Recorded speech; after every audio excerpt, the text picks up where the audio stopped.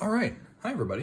So you finish up with your first assignment. We've gone through and done our first critique. You have an idea, a better understanding of kind of what you're getting into. And as I'm looking at my picture, I went through and kind of cleaned it up. I thought about kind of leading the eye back around this way, kind of making this triangular design. But I'm looking at it and I kind of almost like it up and down a little bit more. I don't know, this pattern looks better to my eyes as far as the composition and the flow. So that's how we're gonna proceed from here on out. And maybe I'll change my mind again, and that's half the fun is you're not locked into anything. So for our next project, now we wanna take this design kind of as it is, and we wanna start thinking about the concept of positive and negative space, as well as working with balance and harmony. So we already talked about composition a little bit, leading the eye around in a circle, right?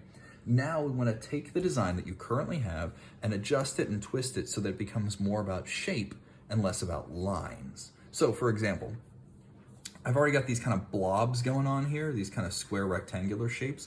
What if they were different? What if they were more organic? Or maybe I want them to be more angled or something like that. How you do this project is up to you, as far as you can use this exact same piece of paper and draw on top of it. You could, if you wanted to, take pieces of paper, cut them out and glue them down. That would be fine. Or if you wanted to, you could transfer your design straight over to another sheet of paper. You could even, literally trace it if you want to. That works fine too. So I think for the sake of my demo here, like I said, you can work with pieces of paper, kind of cut and glue, that's fine. I think for the sake of the demo, I'm gonna actually trace my design. That's what I'm gonna do. But again, you are welcome to just grab your marker and start drawing right on top. That's fine, as well as, anything else. So let's go ahead and just tuck this guy right underneath, just like that. I don't know if you can see it, but I can still see it. Again, I'm gonna slap on a quick little 1-inch border to my design. I'm just gonna use the edge of the ruler, just like we talked about last time. And even though I do wanna think about my picture in portrait mode, for right now, I'm holding it landscape horizontally for the sake of the camera. So just with a pencil here, I've got kind of my rough lines. There's something kind of in there. I had some lines here a little bit. I'm just kind of getting a rough idea. I had kind of a shape here, these little shapies. And then there was the big line coming back. A lot of times in art class, especially when you're learning, very rarely will people work on the same project over and over again. A lot of times you kind of do one project, then another, and never the two shall meet, right? I don't know about you, I like this feeling that everything's building towards something. So even though I don't really know what the end product is gonna look like when I'm done, I do know that, or I can at least feel confident that with what I'm creating has a purpose. It's not just a practice, it's part of the final, right? So that's how we're gonna run this whole class. So here's my very rough idea. And for the sake of argument here, let's see, I'm just gonna keep working with my pencil. I want to try to think about these as kind of shapes. And we talked about the yin yang last class and the idea of how you want kind of this sense of balance and harmony. So in the world of art, we have things called positive and negative space. So let's just say here's our negative space and our positive space, right? So just like a battery. So you get your positive space, that is anything that is a shape. So anything that's black right now, anything that's an object in my composition, we would call that positive space. Anything that is not a part of the composition, i.e. the background, right, the white space, that's negative space. This comes in play whenever you're doing a still life or a drawing. If I was trying to draw this bottle, I need to know as much about the object as I do about the background. Because if the background is, say, the wood of my table, that's an important aspect. This texture, the grain of the wood really is fundamentally different than the smooth plastic of the bottle. A lot of times we tend to focus on just the object, just the positive space, but we don't want to forget about the importance of that negative space as well. So when we're thinking about positive and negative space with our current composition here, transforming this line project into something that's a little bit different. So let's do that. Now with my composition here, let's see, there we go. For my design, we were talking about kind of my theme, and my theme is exploration, jumping into the unknown. So now that I've kind of rotated my canvas, I feel like this whole ramp up into nothingness, I kind of lost that idea. It's kind of being mixed and matched a little bit. So I think maybe just the bottom portion of my canvas, so I'll just kind of draw a line here. The bottom portion is going to be kind of spiky. I want it to be kind of angular and again, kind of aggressive. Whereas the top part, kind of where you're coming from, I want that to be smooth and kind of watery, because that's going to be, you know, well-tread ground. You've already come from here, and now you're kind of almost falling into the scary unknown. And yet, I need a little bit of an optimistic bend to it. I need it to kind of end on something positive. So maybe almost like that yin yang, maybe something down here will be kind of a positive core, right? So I kind of see these little stripies that I made and these lines over here. So I'm gonna keep working with that a little bit. Let's do maybe like so this can be like a shape, like a big triangle shape, right? And I kind of like it being cut out a little bit. So we'll do something like that. Maybe that'll be some negative space. This will be some positive space, right? We'll color those in later. I like these little steps here, maybe like almost like steps down into the unknown, into the water, right? So instead of this big long stripe, what if I kind of do, I don't know. So this would be kind of like a smooth slide, and you can go completely off script, make it how you want. Something kind of smooth here, and then it's gonna start kind of going downwards.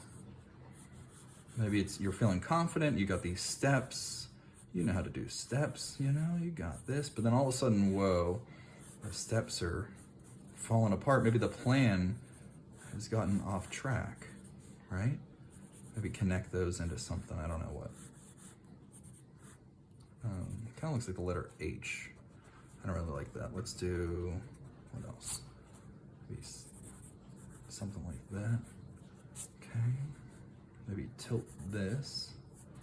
So you can see I'm still working with the original design, but I'm definitely making some adjustments and corrections here, because now I'm thinking about shapes. I'm thinking about kind of big blocks. Where would the positive and the negative space be coming from?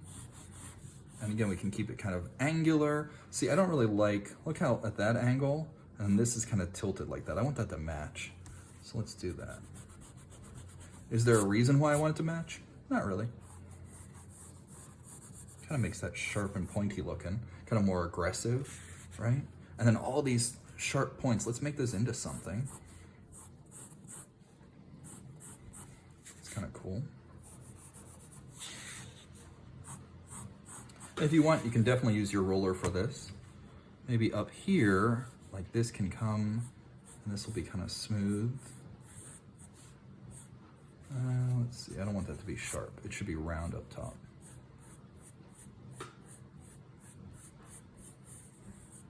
Almost like a lava lamp, kind of. It's like bendy and then it kind of goes down in. That's kind of neat. What else? Maybe a little something here. Like it's just starting to become kind of pointy. Okay. You know, I can work with that yin-yang kind of positive, negative space too. What if the background is the positive and that makes everything else the negative? Kind of invert it, you know what I mean? So this would all be negative space. That's kind of neat. And then do the opposite. So this is negative space and this is positive. Okay, all right, we're working with something now. All right. This is kind of the fun of it, right? Just thinking about what kind of design you're coming up with. In case you're curious, no, I do not have this previously figured out or mapped out. Your designs are your own, just like mine are my own. And I did not take the time to figure out all of my designs. I wanted them to be a little more off the cuff.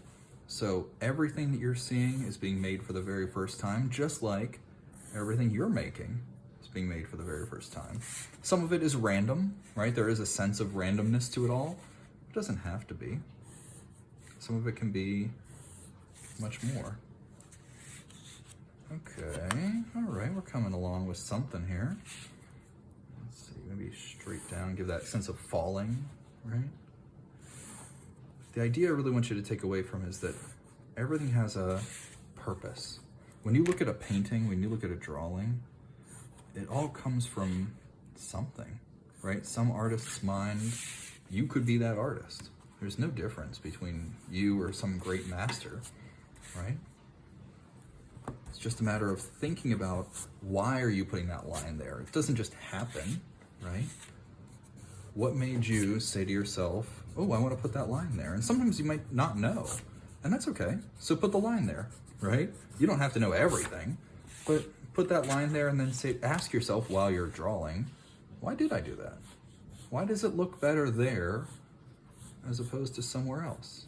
What makes that work versus not work, you know? I don't know. Things to ponder.